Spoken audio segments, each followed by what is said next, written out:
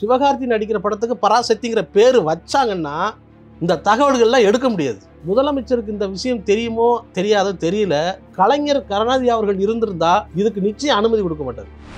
பழைய பராசக்தியுடைய அந்த இது போயிடும் அப்படிங்கிறது தான் உண்மை. அவரே எழுதின ஒரு படத்துக்கு புதிய பராசக்தி அப்படி பேர் மாற்றி வச்சாங்க. அந்த வடிவத்தை மாற்றுறது மட்டும் எப்படியாவது மாற்றிடணும் அப்படின்னு மாற்றிருக்காங்க. அது இந்த சினிமாக்காரங்களே சேர்ந்து இந்த வரலாறை மறைக்கிறது அப்படிங்கிறது வந்து ரொம்ப கவலைக்குரியது. அதுவும் சிவகார்த்தியன் மாதிரி ஆள் வந்து இந்த மாதிரி தொடக்கூடாத இடத்த தொட்டுட்டாரோ.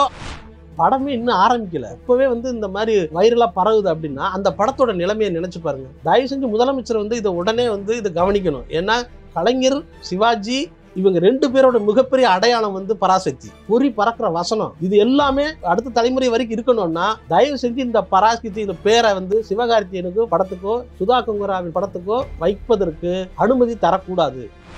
நம்ம வந்து தகவல் கொலை செய்கிறோம் அப்படிங்கிறது வந்து இவங்களுக்கெல்லாம் யாருக்குமே தெரியவே மாட்டேங்குது. இப்போ இருக்கிற இளம் இயக்குநர்களும் சரி, தயாரிப்பாளர்களும் சரி இதை வந்து கண்டுக்கவே மாட்டேங்கிறாங்க. ஆனால் இது எவ்வளோ பெரிய கிரைம் பண்ணுறாங்க அப்படிங்கிறத நம்ம பார்த்து அவங்க முதல்ல இதை கண்டுபிடிச்சு நடவடிக்கை எடுக்கணும். வணக்கம். வணக்கம். இன்னைக்கு ஒரு தகவல் வெளியாகிருக்கு. அந்த பதிற்சளிக்கிற ஒரு தகவல் என்னன்னா, சுதா கங்கதாரா இயக்கத்தில் சிவகார்த்திகேயன் நடிக்கிற படம். சிவகார்த்திகேயனோட 25வது படம் பராசக்தின்னு தலைப்பு வச்சிருக்கிறதா சொல்றாங்க. அதிகாரப்பூர்வமாக அறிவிக்கல.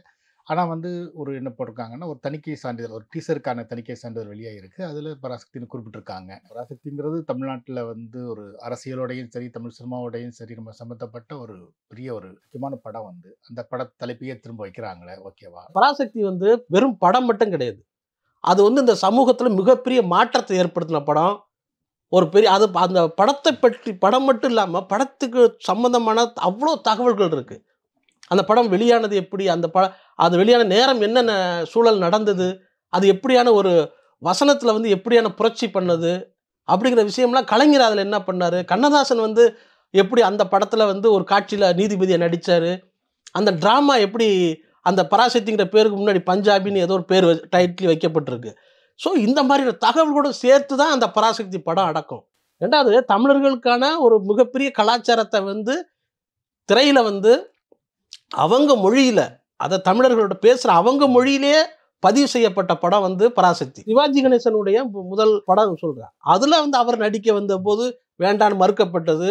திரும்ப அதில் வந்து KR ராமசாமிக்கு பதிலாக அவரை நடிக்க வச்சது. இதெல்லாம் வந்து சிவாஜி மட்டும் இல்லாமல் SS ராஜேந்திரன் ஒரு நடிகரையும் தமிழ் சினிமாவுக்கு அடையாளப்படுத்தின படம். இவ்வளவு தகவல்கள் இருக்கு. நீங்க இந்த தகவல்கள் எல்லாத்தையும் நீங்க வந்து இனி இந்த படத்துக்கு சிவகார்த்தி நடிக்கிற படத்துக்கு பராசக்திங்கிற பேர் வச்சாங்கன்னா இந்த தகவல்கள்லாம் எடுக்க முடியாது. முதலமைச்சருக்கு இந்த விஷயம் தெரியுமோ தெரியாதோ தெரியல.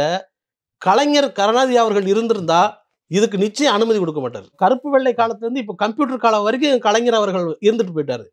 அவருக்கு தான் தெரியும் இந்த தகவல்கள்லாம் எப்படி சேகரிக்கணும் அப்படிங்கிறது. ஸோ இந்த படத்தை இந்த பர்மிஷன் கொடுத்தாங்கன்னா பழைய பராசக்தியுடைய அந்த இது போயிடும் அப்படிங்கிறது தான் உண்மை. அவரே எழுதின ஒரு படத்துக்கு புதிய பராசக்தி அப்படி பேர் மாற்றி வச்சாங்க. அந்த வடிவத்தை மாற்றுறது மட்டும் எப்படியாவது மாற்றிடணும் அப்படின்னு மாற்றிருக்காங்க. அது இப்போது இந்த வரலாறை வந்து இந்த சினிமாக்காரங்களே சேர்ந்து இந்த வரலாறை மறைக்கிறது அப்படிங்கிறது வந்து ரொம்ப கவலைக்குரியது. அதுவும் சிவகார்த்தியன் மாதிரி ஆள் வந்து இந்த மாதிரி தொடக்கூடாத இடத்த தொட்டுட்டாரோ அப்படிங்கிறது தான் எனக்கு தோணுது.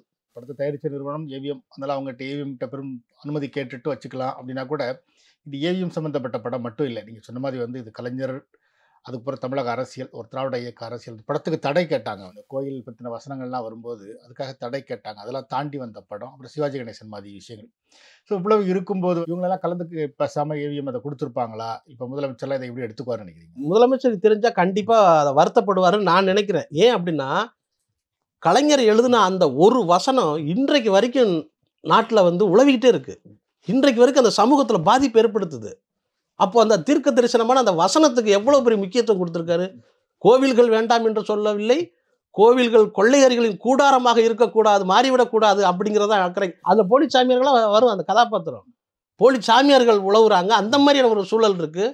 இவ்வளவு பாதிப்பை ஏற்படுத்தினா பழைய சிவாஜி நடித்த அந்த பராசக்தி படம் வந்து இப்போ மறுபடியும் இந்த சிவகார்த்தியனுக்கு இது மாறும் பொழுது ரொம்ப மோசமான ஒரு விளைவை ஏற்படுத்தும் அப்படிங்கிறது உண்மைதான். உண்மை கண்டிப்பாக ஏற்படுத்தும். இவ்வளவு வேலைகளுக்கு இடையில மாண்புமிகு தமிழக முதலமைச்சர் திரு MK ஸ்டாலின் அவர்கள் உடனே அதை வந்து எடுத்து கவனத்தில் எடுத்துக்கிட்டு இதுக்கான அனுமதியை வந்து தரக்கூடாது அப்படிங்கிறத நம்முடைய ஆசை. சினிமா ரசிகனா என்னுடைய ஆசை அதுதான். நீங்கள் சொல்கிறத பார்த்தீங்கன்னா இது முதலமைச்சர் பார்வைக்கு இது வரும்போது நிச்சயமாக ஒரு கடுப்பாக தான் நினைக்கிறேன். ஏன்னா வரலாறு எவ்வளோ முக்கியம் அப்படிங்கிறது அவருக்கு தெரியும். நேற்றுக்கு தான் அவர் வந்து தமிழர்கள் வந்து இரும்பு காலத்திலேயே இரும்பை உருக்குறவங்க, உலகத்திலேயே முதல்ல இரும்பை பயன்படுத்தின ஒரு தமிழர் தான் அப்படின்னு ஒரு கண்டுபிடிப்பை அவர் நேற்று அறிவிச்சிருக்காரு. அது மாதிரி நீங்கள் சொன்ன மாதிரி கலைஞரும் பார்த்தீங்கன்னா வரலாறு எவ்வளோ முக்கியம் அப்படிங்கிறத திரும்ப தொடர்ந்து பேசிட்டே இருந்தவர். இப்போ இப்படி ஒரு படம் வந்து வரலாறுலேருந்து பழைய பராசக்தியை மறக்கடிக்கிறத அவங்க எப்படி அனுமதிப்பாங்க அப்படின்னு தெரியல. நிச்சயமாக அனுமதிக்க மாட்டாங்கன்னு நினைக்கிறேன். வந்து சிவகார்த்திகேயனுக்கு ஏன் இந்த தேவையில்லாத வேலை நினைக்கிறேன்? சிவகார்த்திகேயனுக்கு தேவையில்லாத இந்த வேலையை அவர் தொடர்ந்து பண்ணுறாரு. அதாவது ஏவிஎம் அவர்கள் தயாரிச்சிருந்தாலும் இதில் கலைஞர் அவர்கள் தான் பிரதானமாக பார்க்கப்படுது. எப்படி வந்து கன்னியாகுமரி கடற்கரையில் வள்ளுவருக்கு வானுயர்ந்த சிலை வைத்து இதை மறக்கக்கூடாதுங்கிற உலகமே பார்த்து வியந்தம் போச்சு அப்படிங்கிற மாதிரி பண்ணியிருக்காங்களோ, அது மாதிரி தான் அந்த வள்ளுவர் சிலை மாதிரி தான் தமிழ் சினிமாவுக்கு பராசக்திங்கிற படம். அந்த படத்தை வந்து தயாரித்தது ஏவிஎம் நிறுவனமாக இருக்குது. இன்றைக்கு ஏவிஎம் நிறுவனத்துடைய சூழல் என்ன அப்படின்னா, குடும்ப சம்பந்தப்பட்ட தகவலாக இருக்கிறது அதிகமாக போக வேண்டாம். அது எல்லாரும் பிரிஞ்சு ஒவ்வொருத்தர் ஆளுக்கு ஒரு சொத்து பிரிவுகள் வச்சுக்கிட்டாங்க. அப்படி அவங்க வச்சுக்கிறது மூலமாக என்ன நடந்திருக்கு அப்படின்னா, உதாரணமாக நம்ம ஏற்கனவே பேசின மாதிரி சகலகலா வல்லவனுடைய பாடல் உரிமையை வந்து வேறொரு நிறுவனத்துக்கு விற்றுருக்காங்க. அந்த வேறொரு நிறுவனம் இன்னைக்கு யூடியூப்ல அந்த பாடலை போட்டு இளமை இதோ அங்கிற பாட்டை போட்டு அது வந்து கோடிக்கணக்கில் வியூஸ் போயிருக்கு. Happy new year song. அது வந்து இவங்களுக்கு பார்த்தீங்கன்னா இவங்களுக்கு கிடைக்க வேண்டியது. ஆனால் அவங்களுக்கு அதை பற்றின கவலை இல்லை. நம்மளுடைய கவலை என்னன்னா, மிகப்பெரிய ஒரு டிசிப்ளினையும் ஒரு பெரிய வரலாற்றையும் ஏற்படுத்தின ஏவிஎம் சினிமாவில் ஏற்படுத்திய ஏவிஎம் நிறுவனம் அடுத்த தலைமுறையினருக்கு இந்த சினிமாவை அவங்க தயாரித்த அந்த சினிமாக்களையும் அது சம்பந்தமான விஷயங்களையும் பாதுகாக்கணுங்கிற அக்கறை இல்லாமல் போயிருமோ அப்படின்னு நமக்கு பயமாக இருக்குது. அதனால ஏவிஎம் நிறுவனமும் இந்த பராசக்திங்கிற பேரை வந்து டைட்டிலை வந்து தரக்கூடாது அப்படிங்கிறத நான் கேட்டுக்கிறேன். ஏன் அப்படின்னா, எதிர்கால சந்ததியினருக்கு வந்து தகவல் படிக்கணும்.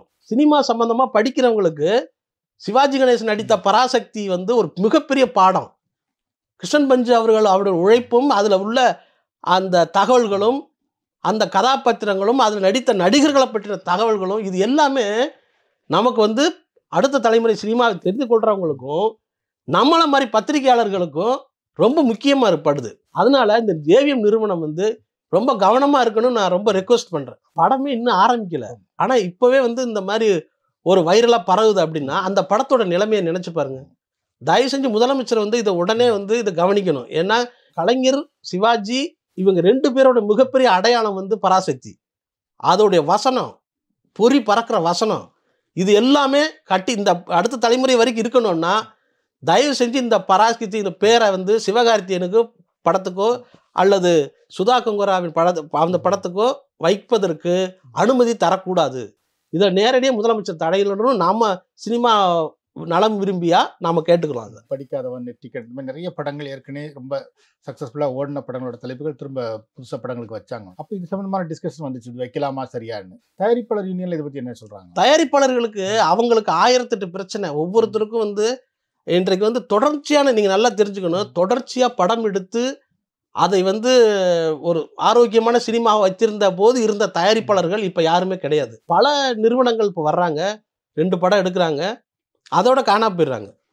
அதுக்கப்புறம் வேற பிஸ்னஸ் பண்ண ஆரம்பிச்சிடுறாங்க. தயாரிப்பாளரில் பொறுப்பில் இருக்கவங்க, தலைவர் பொறுப்புலையும் மற்ற சங்க நிர்வாக பொறுப்பில் இருக்கிறவங்க பழைய படங்களுடைய பெயர்களை புதிய படங்களுக்கு வைக்கிற இந்த பிரச்சனையில் உடனே தலையிடணும். உடனே தலையிட்டாதான் இந்த தமிழ் சினிமாவுடைய ஹிஸ்டரியை வந்து காப்பாற்ற முடியும். ஒரு தடவை எடிட்டர் லெனின் அவர்கள் சொன்னாங்க, அங்கே புனேயில் வந்து நம்முடைய படங்களுடைய காப்பியெல்லாம் அங்கே வச்சுருக்காங்க, ஆனால் நம்மக்கிட்ட கிடையாது, அழிஞ்சு போச்சு எல்லாம். யாருமே அப்படி பாதுகாத்து வைக்கிற மாதிரி தெரியல. அவங்க என்ன பண்ணுறாங்கன்னா, ஒரு படம் எடுக்கும்போது அதுக்கான முதல் ஒரு பிரதியை வந்து அவங்க கேட்டு வாங்கிக்கிறாங்க, அதுக்கான பணத்தையும் கொடுத்துட்றாங்க. அவங்களோட நோக்கம் என்னென்னா இந்த படத்தை பாதுகாக்கணும் அப்படிங்கிறது. ஒரு தடவை சென்னையில் ஒரு ஸ்டுடியோவில் ஏற்பட்ட தீ விபத்தில், ஒரு பெரிய ஸ்டுடியோ ஏற்பட்ட தீ விபத்தில் பல பழைய படங்கள் வந்து எரிஞ்சு போச்சு, நெகட்டிவே எரிஞ்சு போச்சு. அதில் பட்டி விக்ரமாதித்தன் அப்படிங்கிற பழைய படங்கள், பட்டி விக்ரமாதித்தன் படம்லாம் இல்லை. அந்த படம் நான் பார்த்துருக்கேன். ஒரு பெரிய ஒரு மன்னனுடைய ட்ராவல், அது வேதாளம் கதை சொல்கிறேன், அந்த ட்ராவல் அது அவ்வளோ இன்ட்ரெஸ்டிங்காக இருக்கும். இன்றைக்கும் அந்த படம் வந்து எல்லாரும் பார்க்குற மாதிரியான ஒரு பெரிய த்ரில்லிங்கான கதையாக இருக்கும். ஆனால் அந்த படத்துடைய ஒரிஜினல் நெகட்டிவ் இல்லாமல் போச்சு. அந்த தீ விபத்தில் எரிகிறதும் ஒன்று தான், பழைய படத்தை புது படத்துக்கு பேர் வைக்கிறதும் ஒன்று தான் தலைப்பை. அதனால அழிகிறது வந்து அந்த படத்தோட தகவல்கள் தான். இதை வந்து சுதா கொங்கராவுக்கும் சிவகார்த்திகேயன் வந்து இது ரொம்ப கவனத்தை எடுத்துக்கணும். அவங்க எடுக்கிறாங்க இல்லையோ, நம்ம வைக்கக்கூடாதுங்கிற முடிவில் இருக்கணும். இந்த படத்தை வந்து பராசக்தியின் பேரில் வைக்கக்கூடாது அப்படிங்கிற முடிவை அவங்க உடனே எடுக்கணும். பராசக்திக்கு வந்து தமிழக அரசியல் ஒரு முக்கியமான ரோல் இருக்கு. மக்கள் மனங்கள்ல இருந்து அந்த பராசக்தியை மறக்கடிக்க வைக்கிறதுக்கு கூட ஒரு முயற்சியாக கூட இதை பார்க்கலாமா? இருக்கலாம் மறைமுகமா. ஏன்னா ஒரு பெரிய அரசியல் தலைவர் கலைஞர் அவர்கள், கலைஞரை வந்து ஒரு இறந்து போன பிறகு ஒருத்தரை பற்றி பேசக்கூடாது, அவரை பற்றி நல்ல விஷயங்கள் தான் பேசணும் அப்படிங்கிற அடிப்படை பண்பு வந்து தமிழர்களுக்கான பண்பு அதுதான். ஆனால் இன்றைக்கு கலைஞரை வந்து கடுமையாக விமர்சனம் பண்ணுறாங்க. அப்போது அவங்களுக்கே அந்த பண்பு இல்லாமல் விமர்சனம் பண்ணுறாங்க. அப்படியான ஒரு விமர்சனம் மாதிரி இவருடைய படத்தையும் இவர் பேரில் வந்து இவர் உழைத்த, ஏன்னா அது முக்கியமான படம் அப்படிங்கிறது தெரிஞ்சுக்கிட்டு அதை வந்து இருட்டடிப்பு செய்வதற்கும் இந்த வேலை நடந்தால் நடக்கலாம். அதுக்கு பின்னாடி உள்ள சூழ்ச்சியாகவும் இந்த இருக்கலாம் அப்படின்னு நான் நினைக்கிறேன். அதனால கலைஞருடைய அந்த எழுத்துக்களை வந்து மறைக்கிறதுக்காக, ஏன்னா அதில் வந்து கோவில் சம்பந்தமாக எதிர்த்து பேசியிருக்காருல்ல, முதலாளித்துவத்தை எதிர்த்து பேசியிருப்பாரு. அந்த மாதிரியான விஷயத்துக்காகவே இந்த படத்தை வந்து ஒழிக்கணும் அப்படிங்கிறதுக்காக கூட இப்போ இந்த பேரை அவங்க தேர்வு பண்ணாலும் பண்ணியிருக்கலாம். சினிமாக்காரங்களுக்கு ஒரு பெரிய ஒரு பிடிவாத குணம் ஒன்று இருக்கும். அதாவது இந்த கதைக்கு இந்த தலைப்பு வச்சாதான் பொருத்தம் அப்படின்னு சொல்லி பிடிவாதம் வீம்புக்கு இருக்கிறது. அதனால அந்த கதையை மாறிட போகிறது கிடையாது. ஆனால் தொடர்ந்து இந்த பழைய படங்களுடைய, நான் சொல்கிறது பாயும்புலி, நெற்றிக்கண், தொடர்ந்து பெரிய பெரிய படிக்காதவன், பொல்லாதவன், இந்த மாதிரி படங்கள்லாம் வந்து தொடர்ந்து இவங்க பேரை வச்சுக்கிட்டே இருக்காங்க. பழைய படங்களை எடுத்து புது படங்களுக்கு வைக்கிறது. இது வச்சதுனால அந்த படத்தினாலே இந்த படத்துக்கு அதுக்கு ஒரு விளம்பரம் கிடைக்கும் அப்படின்னு அவங்க நினைக்கலாமா இருக்கும்? விளம்பரம் கிடைக்குதுன்னா அப்போ நீங்கள் வந்து ஒரிஜினாலிட்டி, உங்கள் கதையோட ஒரிஜினாலிட்டி தன்மை இல்லைன்னு தானே அர்த்தம். உங்கள் கதைக்கான ஒரு கதாபாத்திரத்துக்கான அது படத்துங்களில் அந்த கதையில் வர்ற சூழலுக்கு தகுந்த மாதிரியான ஒரு பேரை நீங்கள் தேர்வு பண்ணி வைக்கிறது தான் அது முறை. அவங்க இன்னும் ஒரு படம் வச்சு அது பல சாதனைகளை செய்திருக்கு. இப்போ உதாரணமாக சொல்லப்போனால் பொல்லாதவன் படம், ரஜினி படம், நெற்றிக்கண் படம், நெற்றிக்கண் படம், இது எல்லாமே ஒரு பெரிய சாதனை பண்ண படம். அதுக்கான தகவல்கள், அதில் யாரை ஒர்க் பண்ணா அப்படிங்கிற அந்த டீட்டெயில்டு, அந்த படம் வெளியாகும் போது இந்த சமூகத்தில் என்ன மாதிரியான மாற்றங்கள்லாம் நடந்தது அப்படிங்கிற விஷயங்கள் எல்லாமே பதிவு செய்யப்பட்டிருக்கு. அது வந்து இணையத்துலையும் இருக்குது. இப்போ அந்த நெற்றிக்கண்கிற விஷயத்தை ஒரு உதாரணத்துக்கு சொல்கிறேன். அந்த படத்தை எடுத்து வச்சு இப்போ நெற்றிக்கண்ணு போட்டிங்கன்னா இப்போ நயன்தாரா பண்ணிச்ச படம் வரும். பொல்லாதவன் எடுத்திங்கன்னா தனுஷ் படம் தான் வரும். அப்போது எதிர்கால சினிமா சம்மந்தமாக படிக்கிறவங்களுக்கும் ஒரு ஆய்வுக்கு தகவல் தேடுறவங்களுக்கும் இந்த படத்தை பற்றின தகவல் எதுவுமே இருக்காது. இல்லை, அது மட்டும் இல்லாமல் அலெக்ஸாவில் போய் பாட்டு கேட்குறோன்னு வச்சுக்கோங்க. நீங்கள் நெற்றிக்கண் பாட்டு பாடுனா புது பாட்டு தான் பாடுது. பழைய படம் நெற்றிக்கண்ணோட பாட்டுகள் பாட மாட்டேது. இது எவ்வளோ பெரிய நம்ம வந்து தகவல் கொலை செய்கிறோம் அப்படிங்கிறது வந்து இவங்களுக்கெல்லாம் யாருக்குமே தெரியவே மாட்டேங்குது. இப்போ இருக்கிற இளம் இயக்குநர்களும் சரி, தயாரிப்பாளர்களும் சரி, இதை வந்து கண்டுக்கவே மாட்டேங்கிறாங்க. ஆனால் இது எவ்வளோ பெரிய கிரைம் பண்ணுறாங்க அப்படிங்கிறத நம்ம பார்த்து அவங்க முதல்ல இதை கண்டுபிடிச்சி நடவடிக்கை எடுக்கணும். இந்த தயாரிப்பாளர் சங்கத்தில் வந்து அவங்க 1008 பிரச்சனை இருக்கனால இதெல்லாம் கவனிக்க மாட்டேங்கிறாங்க. ஒரு சினிமாவுடைய வரலாறை வந்து நீங்கள் வந்து எந்த வகையிலலாம் அழிக்கலாம் அப்படிங்கிறது விஷயங்கிறது தான் இந்த பேரை வந்து திருடி வைக்கிறது. திருடினா பர்மிஷன் வாங்கியே சொல்கிறேன். நான் சினிமா ரசிகனா என்ன சொல்கிறேன், அந்த பராசக்தியை விட்டுருங்க.